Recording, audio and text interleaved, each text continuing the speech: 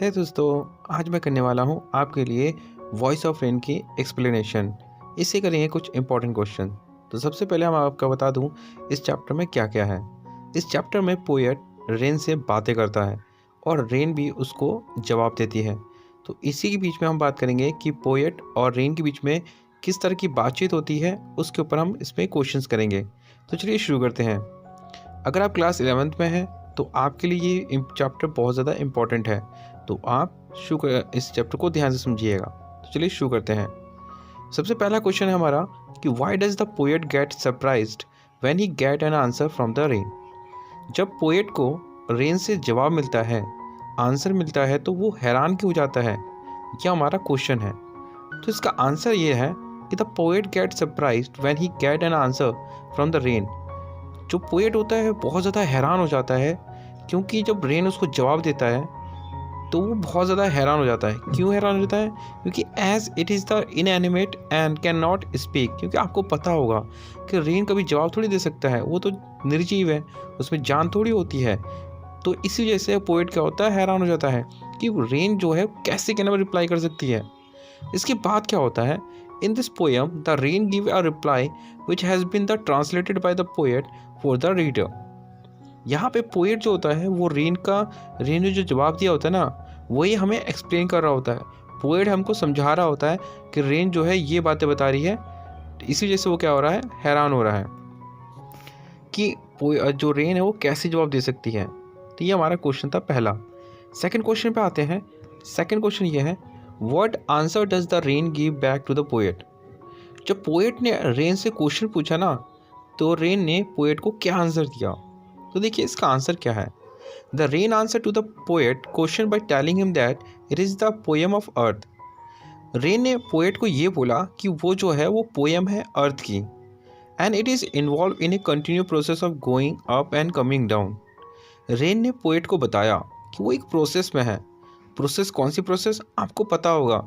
जो रेन होती है वो कहाँ से स्टार्ट होती है, पहले पानी भाप बनता है, भाप बन के यानी वेपर बन के ऊपर जाता है, ऊपर से फिर वो रेन बन के नीचे आता है। तो ये एक कंटिन्यू प्रोसेस है। तो जब रेन ने पोएट को यही आंसर दिया। ठीक है दोस्तों, नेक्स्ट क्वेश्चन पे आते हैं।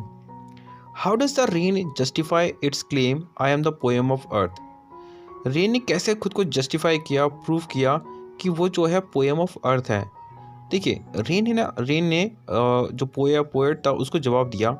देखिए, the rain called itself the poem of earth because when the rain fall down over earth a music is created.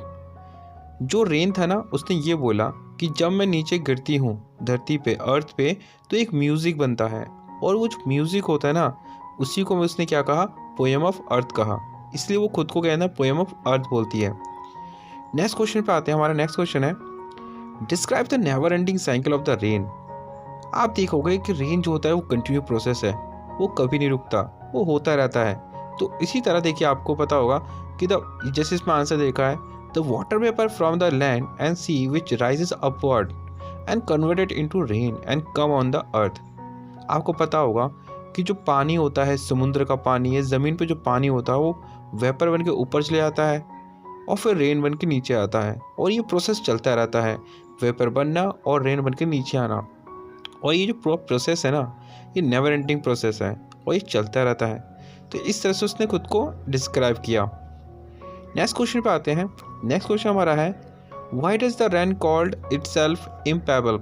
तो इम्पेबल क्यों बोला उसने खुद को, क्योंकि देखिए when water take the form of vapour it is not visible to the human.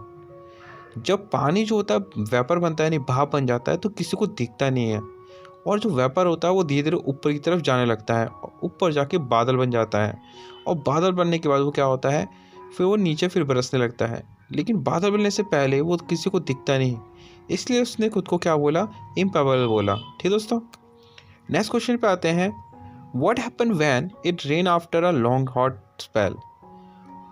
क्या होता है कि लंबे समय तक अगर बारिश ना हो तो क्या होगा। तो देखिए, जब लंबे समय के बाद अगर बारिश ना हो और उसके बाद अगर बारिश होती है तो क्या होगा। When it rain all the dust that had on earth get washed away and giving a new fresh look to the nature. जो लंबे समय के बाद जब बारिश होती है ना, तो क्या होता है, पूरा पानी जो होता है, जितना भी धूल होता है हर तरफ, वो सारा क्या होता है, पानी में धुल जाता है, और हर तरफ से भी एकदम बहुत ही खूबसूरत क्या होता है नज़ारा होता है, एकदम चमकता हुआ साफ सुथरा। ठीक है, तो ये उसने बताया। नेक्स्ट बात करते हैं, latent seeds get live by rain explain.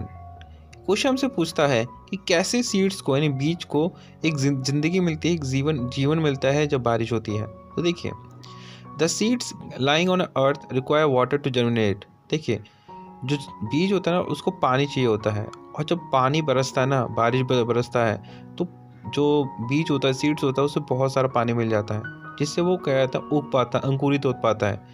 Germinating मतलब होता है अंकुरित होना। ठीक है, यहाँ पे नेक्स्ट क्वेश्चन पे आते हैं। लास्ट क्वेश्चन है हमारा, देखिए, how does the rain become the voice of अर्थ।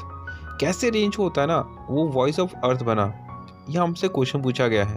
तो इसका आंसर ये होगा, the rain become the voice of earth because it's provide us water. Nothing will grow on the earth if there is a no rain. ठीक है, आपको पता होगा अगर बारिश नहीं होगी ना तो जो अर्थ है उसके ऊपर कुछ भी नहीं उगेगा, और कुछ भी क्या नाम है कुछ भी बढ़ेगा नहीं, और ना ही क्या नाम है ह्यूमंस को क्या नाम है फूड मिल पाएगा, ना कोई भी रिसोर्सेज मिल पाएगा। तो इसलिए क्या कहते हैं रेन को वॉइस ऑफ अर्थ कहा गया है। तो दोस्तों ये थे मेरे टोटल मिला के 8 क्वेश्चन, इंपॉर्टेंट क्वेश्चन जो इस पोएम के हैं, जो मैंने आपको कराए हैं। अगर आप 11th क्लास में हैं और आपके टर्म 2 के एग्ज़ाम्स के लिए बहुत ज़्यादा इंपॉर्टेंट क्वेश्चन है, तो आप इसको याद कर सकते हैं अच्छी तरह से। और अभी के लिए थैंक्स फॉर वॉचिंग।